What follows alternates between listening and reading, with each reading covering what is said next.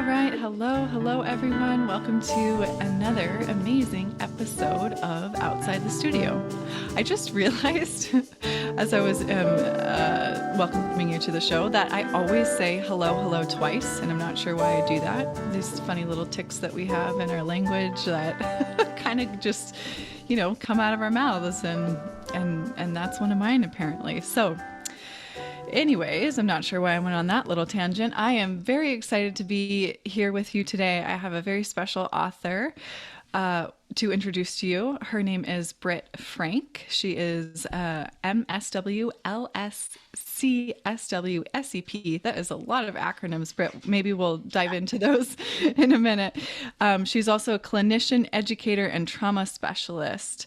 She speaks and writes widely about the mental health myths that keep us stuck and stressed. Britt received her BA from Duke University and her MSW from the University of Kansas, which is where she's joining us from today. She later became an award-winning adjunct professor. She is also a somatic experiencing practitioner and level 3 trained in the internal family systems therapeutic model. Britt was a primary therapist at a drug and alcohol treatment center, an inpatient therapist at a children's psychiatric hospital, and now owns a private practice. So we're going to dive into Britt's book, which is The Science of Stuck. I'm going to underscore stuck there, and I'll let Britt tell you why. Britt, welcome to the show. Thank you so much for being here. Thank you so much for having me. Yeah, of course. You know what? I want to add to that. The Science of Stuck, Breaking Through Inertia to Find Your Path Forward subtitle. Subtitles are important. I think there's a lot of thought that goes into it, and specificity around why we have subtitles. So first of all, Britt, thank you so much for your time. Thank you for being here. And I'd love to dive into the title, The Science of Stuck, Breaking Through Inertia to Find Your Path Forward. Would you mind telling me a little bit about that? Sure. So I found in my practice, when I work with people and they're stuck, whether they're stuck with relationships or a motivation issue or a habit they want to break or a career they want, whatever the thing is, the first thing we tend to do is blame ourselves. And I did the same thing. I was a drug addict and I had clinical depression and I had really crazy making behavioral addictions.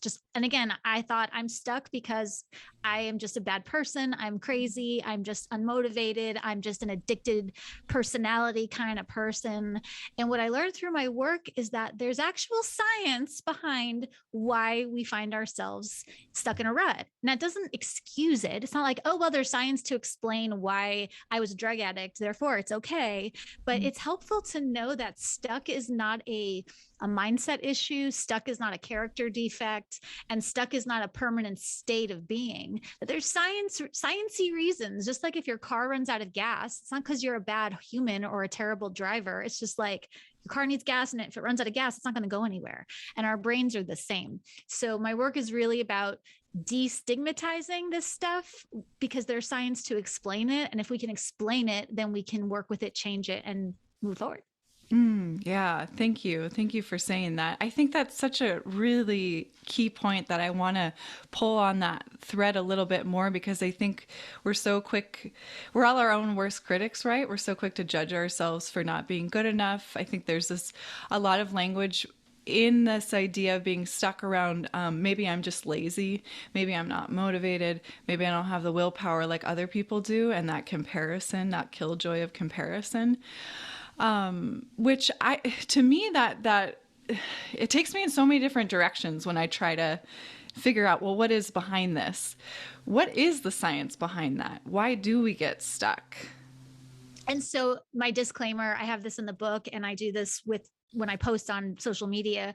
There are a million reasons why we get stuck, and my work focuses on just one aspect of it. Sometimes people get stuck. If you're in a domestic violence situation in a war-torn country where you're subject to oppression, this is not the conversation for you. And so it's really important to me to put the caveat that all of the information that I share assumes that you have relative safety, that your basic needs are met, on Maslow's hierarchy, that there's not a severe mental illness or a extreme poverty or some sort of threat in that arena. So if those are the things, like, put the book down, this is not the conversation, there's other things that are needed. So that's my big disclaimer. now I can answer, why do we get stuck in this context? We often get stuck because we don't have accurate information. Again, if I don't know that a car needs gas, that car's not going anywhere. I can chant all the affirmations. I could sit in the car and read 50 self-help books. I could sit in the car and meditate for 4 hours. But a car, well, unless it's electric, that's a different issue. But a car that runs on gas needs gas to run, or it's not going to move. And so if we don't have accurate information about our brains, we're going to get stuck too. We're going to run out of gas. And the only explanation available to us in the absence of accurate information and basic information about the brain is, it must be me. I must be lazy. So that's the first reason we get stuck, is lack of access to the right information. That one's an easier sell. The second reason we get stuck is, and this is not popular, but it's true, that often we, and I'm captain of this team of avoidance, is we're expert avoiders. There are usually at least one or two uncomfortable, painful truths about ourselves or about our relationships. And they don't have to be these deep, dark, level 10 drama things. It could be as simple as, I don't like my job. It could be as simple as, I love my kids and I would die for them, but sometimes I resent being a parent. And it's like, that's the stuff that people don't feel like they are allowed to share or think or feel. And then, Dr. Brene Brown, the shame problem, which keeps us all immobilized. So if we can create safe, contained spaces for accurate information and sharing the stuff that we all have, those thoughts that make us cringe and go, oh my God, was that me who just thought that? No, surely I could not have been the one who just thought that. It's like, yeah, that's you. And that's okay. It's just a part of you. Doesn't mean you're a bad person. And let's create a space to know what we know. Dr. Bessel van der Kolk, who's sort of like the trauma guru, and he wrote The Body Keeps the Score. And he talks about that we become experts in not knowing the things that we know. And he says it takes a tremendous amount of courage to let ourselves know what we know. And so, yeah, lack of information, and then the uncomfortable ugliness of painful, unexamined truth. Wow. Yeah, no, I so resonate with that. I think here's where I resonate. I think I see a behavior in myself that is undesirable, and I feel, yes, shame for it. Absolutely. And that's at an accessible surface level. And yeah, what you're saying, right, is that's where you get stuck. I sometimes will pause long enough to ask myself, well, why is this happening? Well, why is this behavior happening? And I don't really readily come up with an answer. So is it that I'm not spending enough time with it? Is it that I need someone else to hold up a mirror, like someone like yourself, a professional? Is it that I need more information, again, from someone like yourself, like a professional? How do we work with that shadow side? And I love that we sort of started on this like shadow trail, because I really do believe that is one of the most powerful and underutilized mechanisms for healing work and life design and all of the things. So I don't think people are lying when they say, when their first impulse is, I genuinely don't know why I'm doing what I believe that, because we're not trained how to be integrated with our dark side of the moon kinds of thoughts. And we're not trained to validate and listen to these, parts of ourselves that aren't particularly awesome, or at least they don't think awesome things. All of our parts are awesome. Their behaviors aren't, but they are.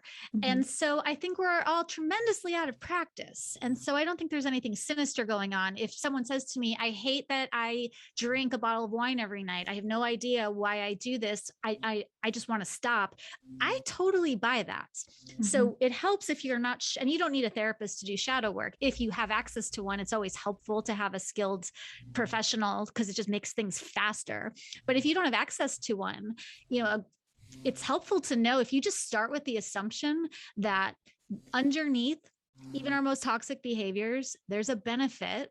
And if we can take the shame off of that and get curious about and explore, okay, like in my book, I outline okay, here are 9 potential benefits that you may be getting from everything from your addiction to screen time to your addiction to heroin. We all get benefits from our behaviors, or we wouldn't do them. Again, it's not justifying it, but Some of the benefits are image preservation. If I've always been thought of as this person and I change, even if I'm making a positive change, that's going to disrupt the status quo. And if I change how I'm perceived, that might mean relationships have to go away. That might mean relationships have to change. Like all change, even good change, feels very threatening to our brains. Another benefit of a quote bad behavior would be energy conservation. Like it is fundamentally easier not to do things than to do things. Now, granted, that comes with a very high cost. But if we don't acknowledge, if I'm laying on the couch going, "Ugh, I'm going to go to the gym tomorrow," and I know that's not true, it would be helpful to say, going to the gym is really painful and I don't like being in physical pain. And then I can work with that truth, because going to the gym is physically painful, and it can be. And I personally don't like physical pain at all. But if that's what's true for me, that I'm avoiding the discomfort of physical pain, great. Then I can start working with logic and with my thinking strategies to help move myself through that. If you never get off the couch and launch a business, you don't have to worry about losing money or risking rejection or failure. There are a lot of reasons that we benefit from our bad behaviors. And if you don't know what they are, that's okay. But let's start with the assumption that there is one. And then the question is, are you willing to get curious and consider, okay, what might I be getting from this? Because it's not nothing. If it was nothing, we wouldn't do it. There's always a reason, and there's always a benefit to a behavior. Yeah, thank you for saying that. Why do you think change is so threatening to our brains? I think it's part of the design. And again, I learn it, and most therapists, and most people don't know this, therapists don't have to be trained in the brain to get licensed. Like knowing the brain is a subspecialty. You have to do optional, extra specialized training to know it. So you can become licensed and fully operational as a mental health provider and not know anything about the brain. Like it's really helpful to know that in your brain are a brake pedal and an emergency brake and a gas pedal, and that we need to know how it works in order to get moving. Yeah. You mentioned something at the very beginning that I wanted to go back to, if you're okay with talking about this. I'm always so fascinated by origin stories. You mentioned, it sounds like before this work, and maybe that was a catalyst to this work, you were a drug addict. Could you tell me a little bit more about your origin story and how you got through that, how you found this work? Yeah. So I grew up in a everything looks fine, kind of family situation. There was no overt problem. We had food on the table. The lights were always on. If you were to look at my history on paper, it's like, what is your problem, Britt? Like, what is your problem? But again, knowing what I know now, if you scratch beneath the surface of things that look fine, often there's lots of covert stuff and weird sexual stuff and boundaryless behavior. And I wasn't given any of the emotional skills to develop functionally as a human. And so when I became a teenager, I found that drugs made all those bad feelings go away. And what they don't teach you about drugs as a kid is that before they destroy your life and annihilate your sanity, they will give you a lot of comfort. And drugs are awesome when you start doing them. Again, they very quickly become suboptimal and terrible and awful and horrifying. And I'm not making light of addiction, but addiction again is functional. So when I found my way to drugs, I found my way to relief for the first time in my life, and community. When you're a druggie, all of a sudden you have people that are happy to see, quote, happy to see you. And you've got your crew that you're with all the time. And there's a lot of company that's available if that's your particular, lifestyle. And it solved my loneliness for a while. It's like I have my people that I do these things with. And so that was really, really important to my dark shadow parts, that they felt community and they felt pain relief. And again, that very quickly stops working. And so eventually I got sick of my crap and found my way to therapy and became a client of this type of work. And then I started to figure some things out. I started to get a little bit better, a little bit healthier, not better, but healthier. And eventually I'm like, all I want to do all day is read about and talk about and do about this. So I went back to grad school and changed my career in my early 30s. And here we are. Did you find your way to therapy on your own, or was it encouraged by family members that were concerned about you? It was definitely on my own.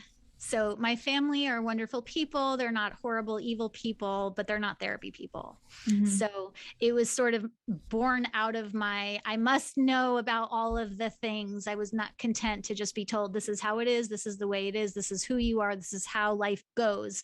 I was kind of like, no, I don't buy that. I don't like that. Surely there's another way. Mm-hmm. So I tried drugs. That didn't work. Then I tried like a fundamentalist cult situation, and that was great until it wasn't. And that didn't work. And so I tried all of these different things before I found the simplest thing that I found was be honest with yourself about yourself and use your tools and resources to cope with what's true about what happened to you and what's true about how you reacted in response to what happened to you. And that tends to get you moving really quickly. It's not fun. It's awful, but it does get you going. So that's sort of where I landed back at the beginning. Here I am. Oh crap. Now what? Yeah. Well, I'm always so fascinated by the difference between those of us who experiment with drugs and become addicted for life. Family. I'm thinking of family members that I have who have been drug addicts since early adolescence and continue to be to this day, and siblings of those folks who are I'm using the quote fully functional adults, albeit like, yes, there's trauma in childhood that they have worked through, continue to work through, but for all intents and purposes, what we would describe as a functioning adult can meet our basic needs. You mentioned Maslow's hierarchy of needs, have the roof over our head, have the food on the table, can hold a job, that kind of thing. What do you think the difference is between those two outcomes when it seems like the environment is the same? It's so tricky, isn't it? And you could fill an entire bookstore full of very confident, well-researched, credible studies that tell you addiction is a disease. It's a brain disease, and that's all it is. And once you're addicted, it's a brain thing, and that's what it is. But you can also fill a bookstore saying, with equally credible and an equal amount of research, that says addiction's a social learning model, or addiction. There's a lot of different theories to describe the origins of addiction. And so we're complex and we're nuanced. So I'm sort of like, make room for all of it. Could it be that it's a disease? Sure. Could it be that it's a trauma reaction? Sure. But I love what you said about everything appeared to be fine. And these two siblings appeared to have the same upbringing. And what I've found in my humaning and in my practice is it's almost never the case that things are what they seem. Like, yeah, I've very rarely found that to be the case. If you scratch a little below the surface, it's like, whoa, that is not the same thing. Or wow, that is not pretty and polished and well maintained if you go just an inch or two subsurface. Yeah, that's so true. As I'm thinking about this particular example that I'm using, I'm like, well, you're right. There's some very big, clear differences between these two siblings and how they were raised. So I want to talk about the why questions, freeing yourself from the torturous why questions. Can you explain what why questions are, and then answering the question, of course, freeing yourself from them? Yeah, the why question is a big catalyst for keeping us stuck. I mean, how often I've said it, I'm sure you have. Everyone that comes into my office on a first session says, I don't know why I'm doing what I'm doing. I'm doing this thing and I can't seem to stop. And I don't know why. I don't know what's wrong with me. Why can't I stop drinking? Why can't I date a healthy person? Why can't I, whatever the thing is? And the why question is an interesting question, and it's an important question. And as someone who likes delving into the abyss of the psyche, I love trying to figure out, like, what's the origin of this behavior and but why is not a good question to start with?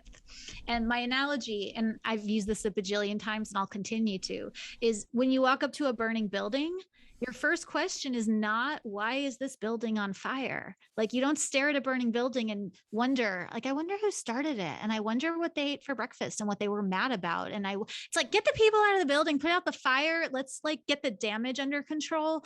And then after we've established some semblance of safety, then we can dive into how and what and why and who. And so if we're stuck, again, with a habit, with a job situation, with a relationship, it doesn't matter. The why question is never usually a good idea to be the first question. Like, have the why on the list, because again, it's helpful to know how we came to be and where things came from and why we are the way we are. And as a first question, why will keep you stuck. Again, if I stare at a burning building and you tell me why it's on fire, that doesn't put out the fire and that doesn't change the situation. So instead of why am I doing this or why am I feeling this, a better question is, okay, there's a good reason. I'll figure out the reason later. Let's start with what are my options for tending to this? And of those options, what am I willing to do right now? Not what am I willing to do in 20 years or next week or tomorrow? What am I willing to do right now? And that might be nothing. And okay, but at least that's honest. Or it might be, I'm not willing to go, to the gym, but I'm willing to get a pair of running shoes and keep them by the door. Cool. Any step in any direction, those steps count. So we do ourselves a disservice when we minimize the little micro moves that we make. And why questions will really keep us immobilized, I found, if we start with them. Yeah. What do you think about why me? Is that in the same category? Kind of, what did I do to deserve this? In my mind, I kind of lump that in with why questions. What do you think about that? Oh, that's a really good question. I haven't actually run through that scenario before, and I love it. The why me. Okay. So I think it's important to differentiate between being victimized and being a victim, right? There are certainly things that happen that we could classify as victimization, abuse, assaults, any of those things will count as you can be victimized by a person, by a thing, by a situation, by a place. And being a victim is a whole different thing. Now, I'm not saying that people who say why me are acting like victims. I'm saying the why me question, even if I answered that for you, even if you knew why you, does that change anything? And so my thing is, why me? I don't particularly, I don't know. I'll make room for that. I'm sure that question is appropriate and useful for some people in some contexts, but I'll say, even if you have the answer to that, it doesn't change anything. So maybe put that lower on the list. And if you want to return to that later, we can. But why me tends to involve shame and just really a cycle, a mind cycle that leads us nowhere productive and nowhere that's medicinal for us. So let's not go there at first. But it's a fair question. All questions are fair, but maybe bump that down later on the list. I like that. It's like a reframing and what's the word? Kind of almost like a pause, the ability to give yourself a moment to say, well, maybe that doesn't matter so much. So thank you. That's helpful. I often go, why me? No. And I think it's true. It doesn't necessarily mean that you're considering yourself a victim, but I often go down the rabbit hole of the mysticism of karma and past lives and, this ethereal thing that we may not have answers for. I'm always looking for the kind of reason behind things in that way. I would love to have all the reasons too. And again, you don't need to know about your past lives or your karmic history. You can sort of track back what likely your story is from the symptoms and from what you're experiencing in the here and now. And so why me is an interesting question, but I would encourage anyone to turn that into, can you make a statement about what you're not liking right now? Why me can be translated into, I really don't like that this situation is this hard right now. Okay, that's a lot more useful as a data point than why me. And then ask yourself, okay, is there a person, place, or thing that can help you with this? Mm-hmm. So instead of this introspective analysis paralysis, which again is really useful and beneficial and valuable, just not as a starting point if you're wanting to get moving. Yeah, no, I love that. Thank you for saying that. So how do we with all of that said, how do we gain perspective from things that we do experience that maybe we don't have answers for? The why may not be answerable, but there's pain and trauma in the past, certainly, regardless of the scale, right? You mentioned, is it a number 10? Is it a 1? How do we rate that? I think trauma is trauma, especially in the body on a physiological level. So how do we gain perspective then? So, and I love that question because it's so important to recognize that perspective is useful. The whole idea of, hey, I'm not invalidating my pain, but I recognize that if I'm looking at this from a bird's eye perspective, I have it pretty good and I have privilege and I have access to healing resources and that's awesome. And I'm in pain and I'm in grief. And this is what's also true for me. And I think we lose perspective when we get into the comparison trap, right? Because comparison is a very black and white, very binary thing. It's if they have it worse, I don't get to exist, period. And so comparison will render us very inert and immobilized because if we're doing constant comparison, then we're never giving ourselves a turn to sit at the table and examine our stuff. And so perspective allows room for your pain and her pain and their pain and the pain of the planet and multiple realities all existing at the same time. But comparison is a if this, then not that, me or you, and so comparison will really be constrictive, whereas perspective is expansive. So if we're talking like the physics of the universe, if you want to be expansive, perspective is I'm in pain and I have it pretty good and I have resources and I'm grateful for some things and I'm really mad about lots of things and they have it worse. So I can be useful to myself and to other people. But perspective is expansive, comparison is a contraction. Yeah. And you said pain, the pain of the planet, which that's a whole other thing that I often get kind of wrapped up in terms of perspective.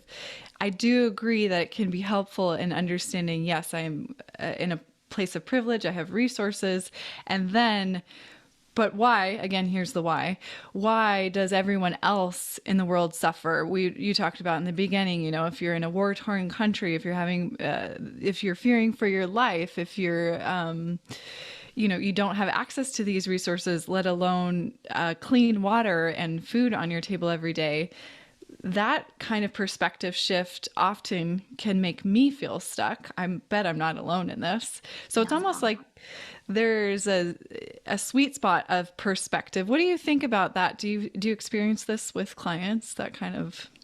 And for myself too, I get stuck in that comparison trap as well. And I have no right to anything I'm feeling because at least it's not that bad. And it's not that bad is really not helpful. This is the principle of put your own mask on first. You can't be of service to your inner worlds, to the people that you love, to your community, or be any use of any kind at all to global society as a whole if you're not tending to your pain. So if we're all, if all of our legs are broken, like you have to heal up and you have to say, I have a right to exist and I have a right to heal my pain no matter how good I have it, which is sort of an upside down backwards affirmation, but it's still important. It's no matter how awesome my life is, I have a right to exist in a state of pain and I have a right to recruit whatever is available to me to tend to that pain.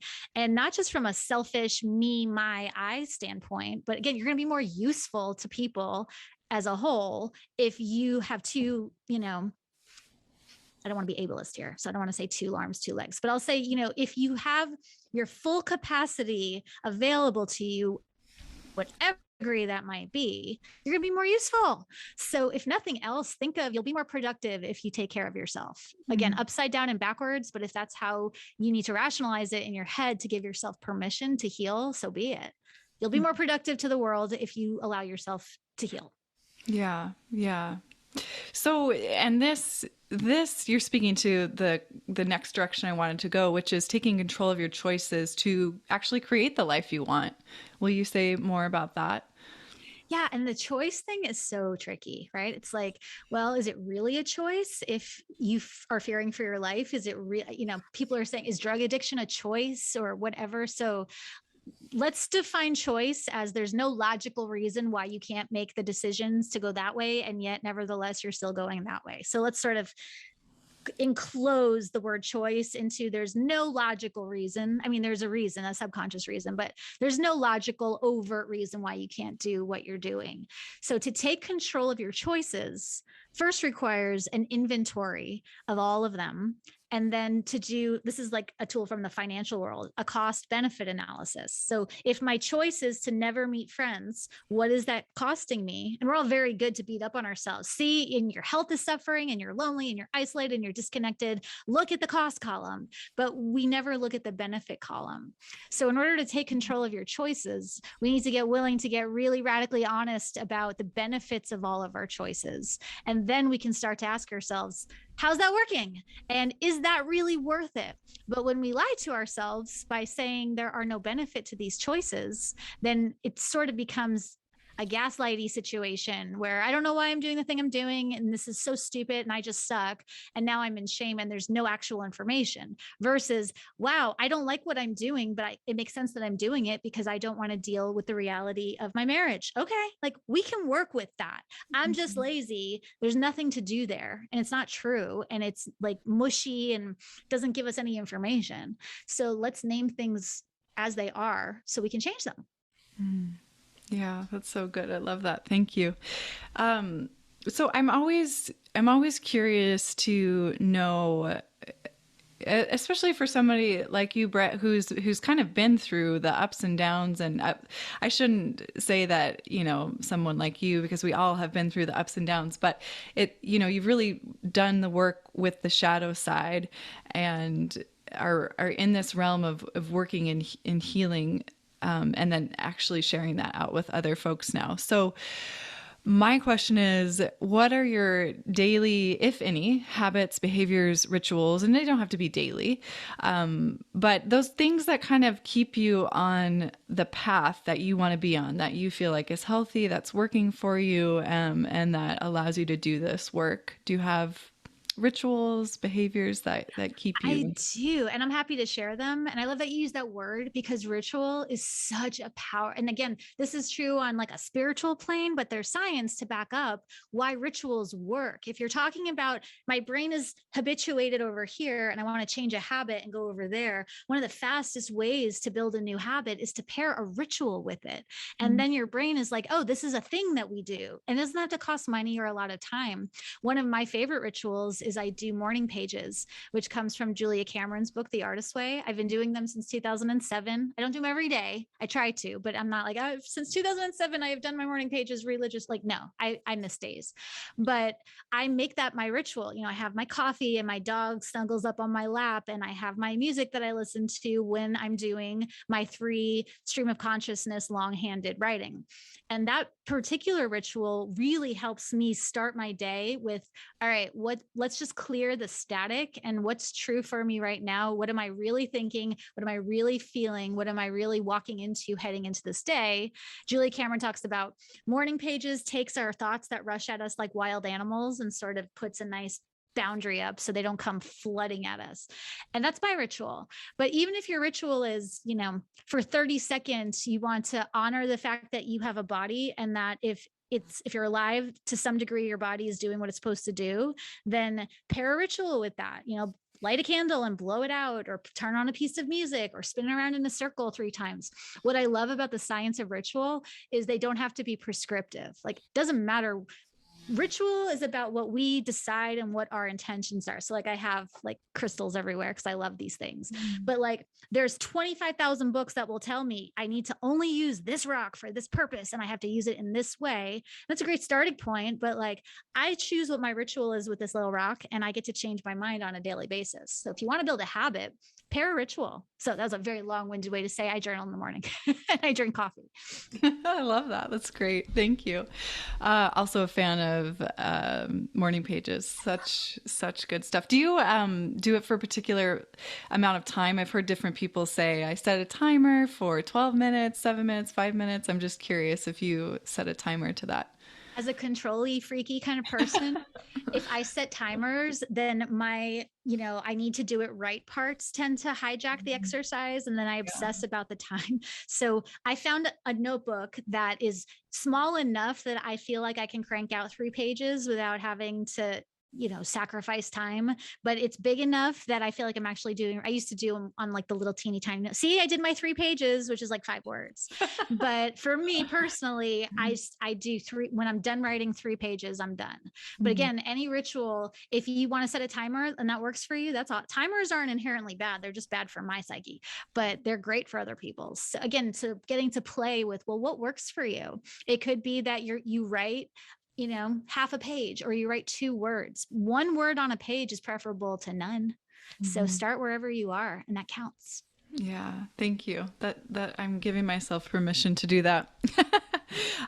So one of the things I find so interesting are these phrases, these quotes, these kind of mantras that we tend to live our lives by, or the things that jump off the page at us. And so I'm a lover of poetry and poetry. And so one of my favorite authors, Mary Oliver, it's just a little line from one of her poems that says, "Tell me what it is you will do with this one wild and precious life," which I think about it all the time. It's one of the quotes that I live my life by. It's one of the questions that I ask myself regularly. So I'm wondering if you have any quotes or quotes that you live your life by. I love that quote so much. So, and the quote that I really, and there's so many, but the one that I really is from M. Scott Peck, and he wrote The Road Less Traveled, and it's mental health is a commitment. Mental health is a commitment to reality at all costs. And that one will get that job done almost every time. Yeah, that's such a good reminder. Do you ever write sticky notes of little sayings and things and put them around your office or in places where you'll remember them? I have them saved on my Instagram feed, and I'm a voracious scroller. Yeah, that's great. People that inspire me and different things on different days. But really, the shadow worky stuff in whatever, Marianne Williams said, it's not our darkness, but our light that most frightens us. And, Robert Johnson said it's our capacity for nobility that freaks us out, not our capacity to cause chaos. I'm paraphrasing. And it's a helpful reminder that reality is tricky, and we can use almost anything, even good things. We can use exercise, we can use meditation, we can use healthy food, we can use spirituality. Anything can be taken to the dark side if it's used to avoid painful truth. If it's used to help us cope with pain, that's fine. If it's used as a temporary respite from pain, awesome. But I used religious addiction as a way to completely bypass the reality of bad choices that I've made, the reality of taking accountability for things that I chose to do, even if I didn't own it as a choice. Doesn't matter. If I harmed somebody, I harmed somebody, whether or not it's out of reaction to my trauma. There's no excuse for causing harm. And so anything that we do that takes us out of our reality tends to flip over and become unhelpful very quickly. So any quote that leads you back to what's true for you about you. And if we're being really honest, that won't be an exercise in shame. A lot of people hear that and they're like, oh, great. So do I just need to sit in a dark room surrounded by all of my demons, screaming every horrible thing I've done? It's like, yes. And you also in that room, if you're being honest, have gifts, and you have beautiful things about yourself that you're not willing to name, because who are you to say that you're brilliant? Who are you to say that you're beautiful? Who are you to say that you're creative? And so if we're honest, we're never going to be alone in a room with our inner demons. We're going to be surrounded by lots of things, and it'll end up being pretty balanced if we're super, super honest about our internal inventory. Wow, I never thought about it like that. I love that so much. Britt, thank you so much for your time, for sharing your wisdom and your grace. I want to maybe a last 2-parter question. One, because I was like, oh, I want to ask her this and I want to ask her that. So I'll just ask 2 questions. The first question is, what do you hope people take away from this book that you wrote, The Science of Stuck? So I really wrote the book that I wish I had had when I started, which is, here's a summary of all the best. It's not like, here's my opinion on life. It's like, here's like what I think are the most helpful tools and resources from a variety of people and types of work. So it's like, here's just some bottom lines. You don't need to have it's not the deep dive. It's not, here's all of the things. It's driver's ed for your brain. So what I hope people take away is that you don't need advanced training or 10 years in analysis or like a huge huge amount of whatever in order to make changes. It's really good news that our brains are plastic and they're designed to change and grow and heal. And so having just a few pieces of accurate information, again, it doesn't magic everything away, but I really hope people know there's no such thing as a crazy person. You may feel crazy, but there's a reason why you're feeling stuck, and there's a reason why you're doing the thing. And even if you don't know the reason, we can just assume one exists, and sometimes that's enough. So you're not crazy because there's no such thing as a crazy person. Doesn't exist. Love that. So good. And then last question, is there anything else that you want to share? Any final key takeaways?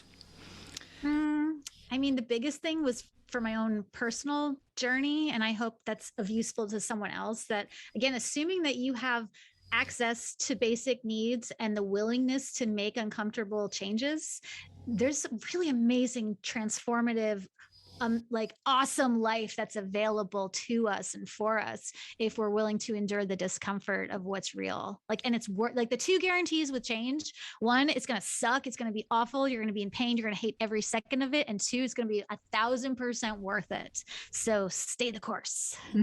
Thank you. Well, I guess this is one more final question, and that is, where can people go to find you, follow you on the socials, connect with you?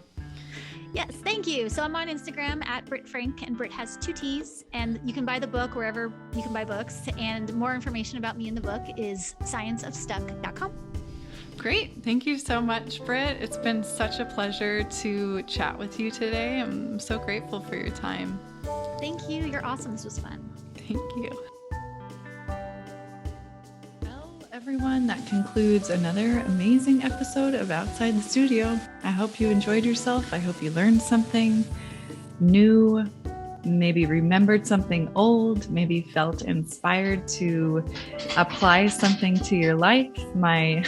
You can hear my dog in the background. She's doing a little happy dance. So Daisy enjoyed it. Anyhow, I wanted to just pop in here to wrap us up to say a couple of things. Number one, I have such an amazing team that helps me put these podcasts together. Without them, I wouldn't, be able to bring these amazing conversations to you. So thank you to my producer, my director of creative services, my sound editor, my engineer, Consistency Media. Don't know what I would do without you. Thank you, thank you, thank you. And the amazing creation and artistic musical genius, Drew Lovern. Thank you so much for putting together this music specifically for Outside the Studio. So unique to the show, only place you're ever going to hear it is right here. Thanks, you guys. You make my world go round. Stay well, everyone. Thank you for listening. Don't forget to subscribe, rate, and review, share on the socials, especially if it's a show that you think, hey, this could help somebody else.